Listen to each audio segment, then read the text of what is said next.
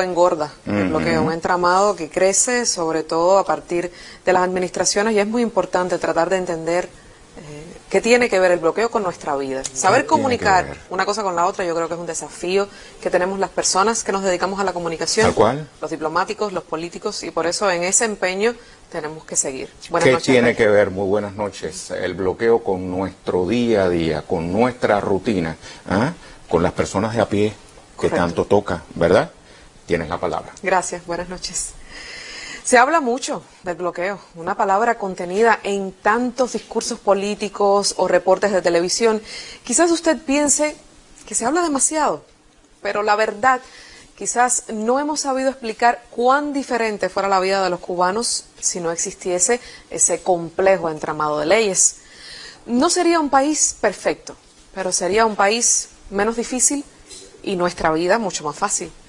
Obviamente no dejaríamos de ser lo que somos, una excolonia, un país que durante siglos solo produjo azúcar, una economía que se vio en la emergencia de diversificarse hace relativamente pocos años.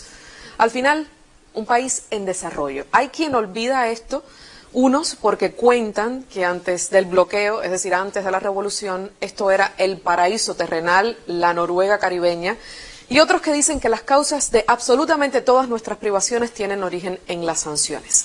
Ninguna de las dos historias son ciertas. Ahora, identificar qué parte de nuestros problemas tienen que ver con el bloqueo y qué parte no, es una tarea que debería ocuparnos todos los días.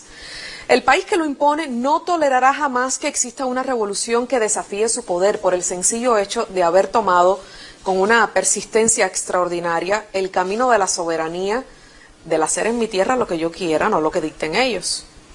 Este aniversario cerrado debe llamar a la reflexión. Hace 60 años, John F. Kennedy se sentó a firmar la proclama 3447, esa que puso en papel la convicción de no dejar que en este país se erigiera un proyecto social distinto, contradictorio con lo que ellos tenían armado aquí. El negocio perfecto de llevarse el azúcar y vendernos caramelos, de perseguir a los capos de la mafia allá y dejarlos vacacionar de este lado, donde la tierra y la caña eran de ellos, y una parte de la burguesía, la más rica, era aliada fiel, siempre mirando a un lado para no ver la desigualdad o la pobreza extrema.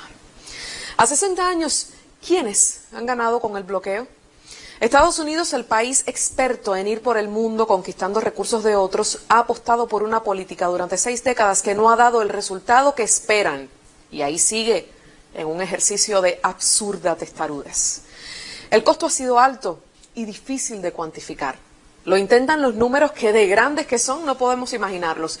En 2021 Cuba tuvo $5.000 millones menos, una suma que las sanciones restan a las ya austeras arcas de este país.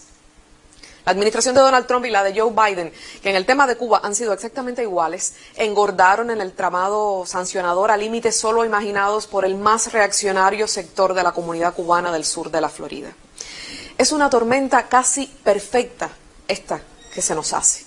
A los estadounidenses les dicen que ni se porten por estos lares, intimidan a las compañías del mundo que usan puertos cubanos para atracar sus cruceros, advierten a todo el que venda tecnología que si lo más mínimo es estadounidense, pues a Cuba no puede llegar. Mientras tanto, auspician una campaña de descrédito para erosionar los vínculos de este país con el mundo y ofrecen dinero por tuberías a todos los proyectos que contribuyan al cambio de régimen, lo cual ha resultado en un ejército de asalariados de un cambio que no llegó. Y la narrativa contada a coro. Todo lo que pasa aquí no tiene nada que ver con ellos, sino con que Cuba apuesta por un sistema sociopolítico fallido. Es decir, te dinamito la casa, pero cuando se tambalea te echo la culpa a ti, al dueño de la casa, y no hablo de cuánto yo trabajé para que se cayera. Mientras tanto, usan la política migratoria como una aliada. Mantienen el consulado en La Habana cerrado sin absolutamente ninguna justificación. Ya hasta la CIA dijo que no insistan más, no son ataques. Los síntomas han sido sufridos por diplomáticos estadounidenses en 5 continentes. Pero sigo, que esto es por temporadas. El cubano que viajaba con pasaporte español tiene una valla extra porque ya es excluido del sistema de exención de visado. Han agotado todas las opciones, todas las legales para llegar a suelo estadounidense. Pero si llegan a ese territorio de manera ilegal, los cubanos tienen privilegios únicos. Entonces, sí, incitan a la emigración ilegal y así muchos mueren en el mar o son víctimas de traficantes de personas y muchas otras tragedias.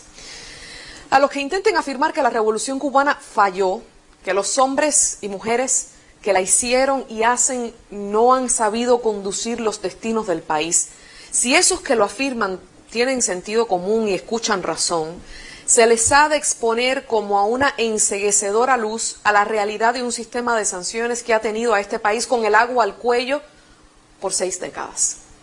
Vergüenza debe dar a los que se consideran buenas personas que piensan que asfixiar a millones de cubanos en privaciones por un fin político es correcto o decente. Cuando se intente poner en perspectiva lo que la Revolución Cubana y este país ha resistido durante 60 años, habrá siempre que tener en cuenta que el proyecto social no ha podido ser todo lo soñado o todo lo necesario. Ha sido como ha podido, con un costo que pesa sobre el trabajador o la trabajadora que toda su vida vivió peor por las sanciones.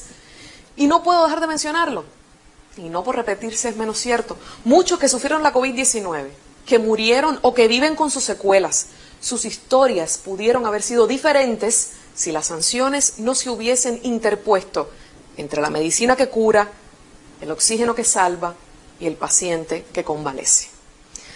No son pocas las angustias cotidianas que nos atormentan, pero no nos dejemos empujar nunca a la esquina donde nos repiten hasta el cansancio que el rollo es exclusivamente nuestro y que nada tiene que ver con el bloqueo. Está y estará.